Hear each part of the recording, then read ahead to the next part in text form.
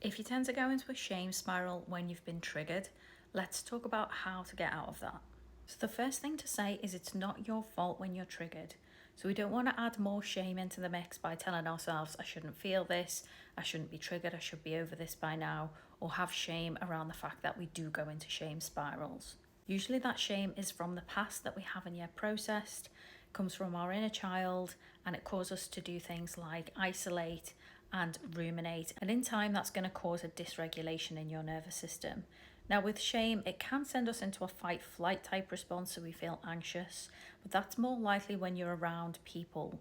When you're alone and isolated, you're much more likely to go into a freeze response. You're likely to be quite still in your body, not really moving much, not doing much, isolated, maybe staying in bed.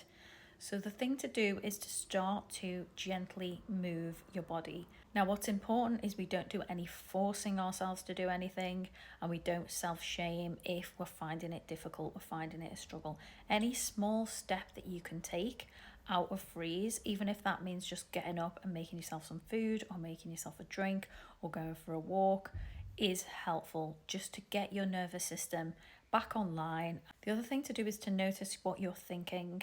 So the shame spiral is very much driven by the self-shaming thinking that's going on and on in your mind, all of the rumination. So this is not about changing your thoughts. This is not about trying to think positively.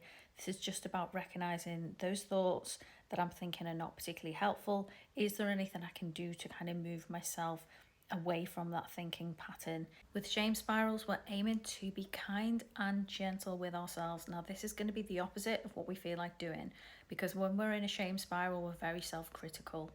But actually, that self-criticism is not helpful. Of course, it's just going to keep us locked in.